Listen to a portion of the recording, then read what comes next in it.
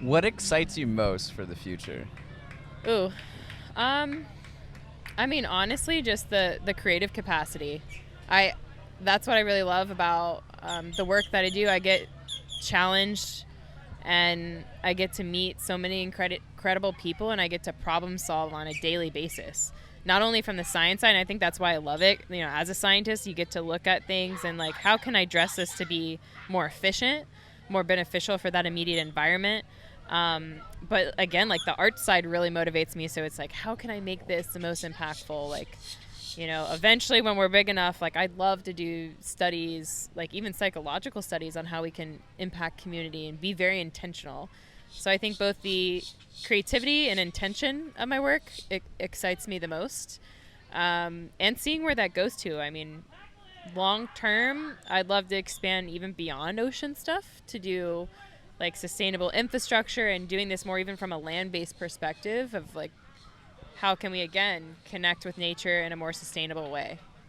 So that, I'd say that's my collective. Nice. What about you? I'm gonna reverse that. Oh, Uno reverse. what was the question? What excites you the most? I'm What- excited how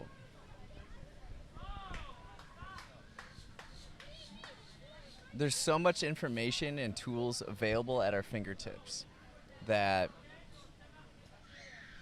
if you're creative enough, you can there's infinite possibilities. Like we had joked before, I have 4 iPhones.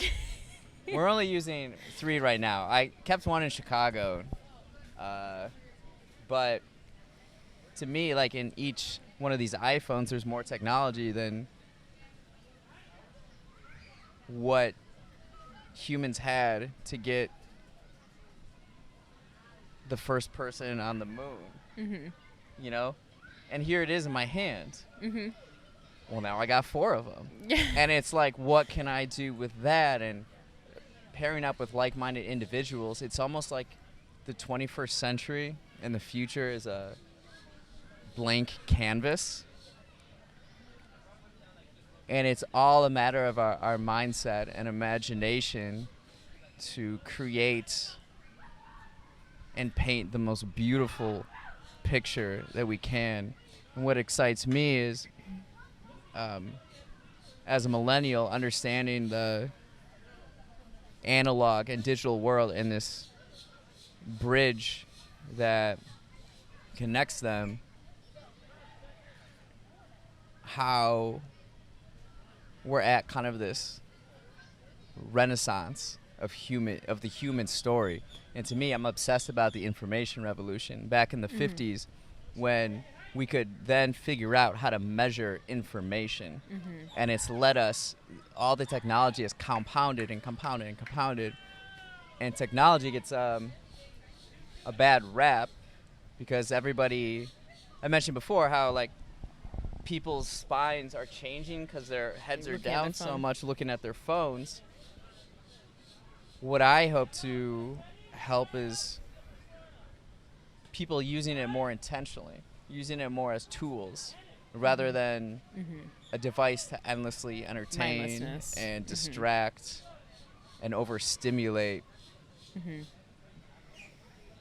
Right now, one can, if just sit in silence and reflect on life and what we talked about, purpose and passion. If you do it enough repeatedly and make it a habit, there's this inner source of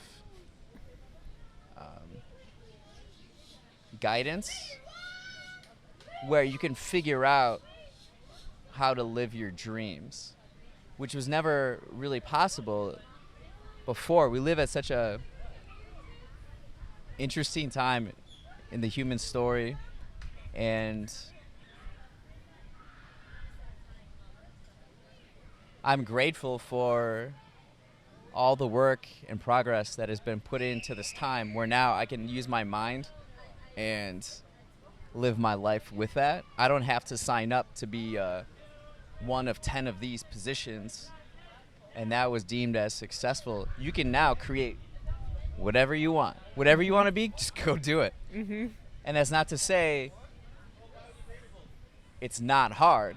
Mm-hmm. In fact, it may be harder, but again, that path, more momentum, and more excitement and energy to create that. Mm-hmm. So what excites me about the future is meeting other like-minded individuals who also realize that, like, what is actually happening Mm-hmm. in the world right now and the technology we have.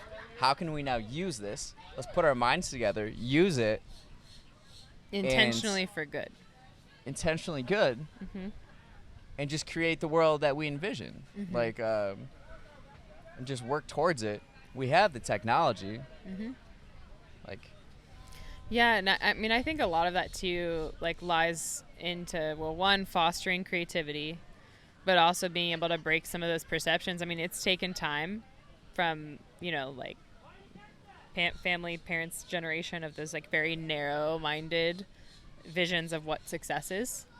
And I think being able to break down those barriers of what success looks like, and really it's that an individualized story. It's breaking down those barriers of, like, comparing, right, to someone else and finding what you truly feel connected with. Because I think that's what brings, like, happiness, is finding that something that makes you feel creative, that brings out your inner child, that brings out your passion, your fire, your like, you know, just kind of at peace. it makes you feel alive. Yeah. And I think not that many people feel that way, you know, and if we had more people feeling that way, I would imagine, like, a so much more creative world. But again, like, to your point, I think it's crazy, like the iPhones, right? Like, all this crazy tech that, I don't know, 100 years ago, we'd be like, no way.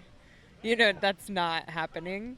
Yeah. And again, collecting specimens from Mars. I mean, there's no reason why we shouldn't be making clean energy out of our own oceans that are a 24/7 consistent resource.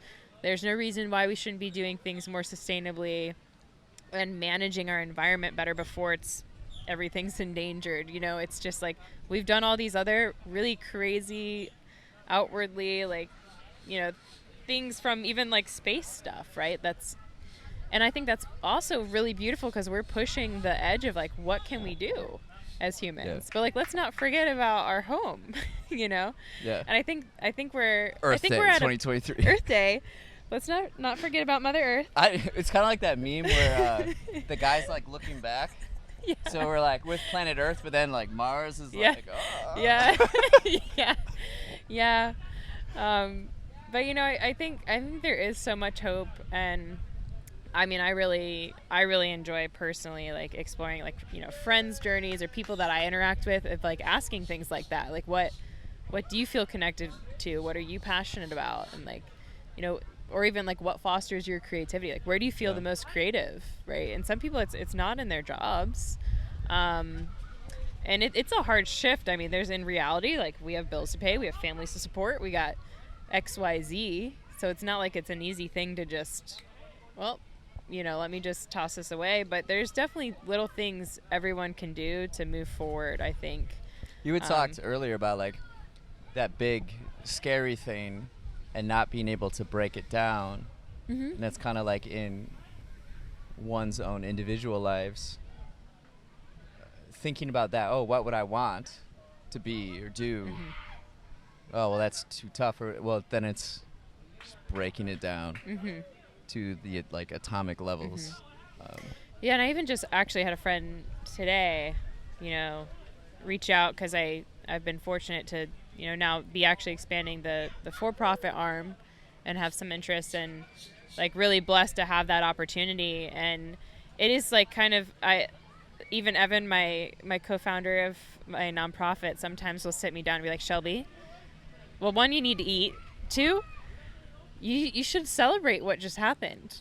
And, like, I like, on the one side of the end, I have very audacious goals that I'm like, I'm not there yet. You know, and I'm like, step by step. But if I look back at where I was 5 years ago, it's insane. I have that. It's insane to look at that. You know what I mean? Too. Yeah. And I look back at that, and one of my friends asked, she's like, well, I just, like, don't know how to start my own company, or I don't know how to start this nonprofit that I want to do. I'm like, honestly, like, I know it sounds really scary, but do something small and manageable that you can do every day, or like one day a week, or like take it step by step, because it didn't just happen overnight. Girl, you saw me over the last 5 years come to where it is now, and it certainly is building up a great support team, right?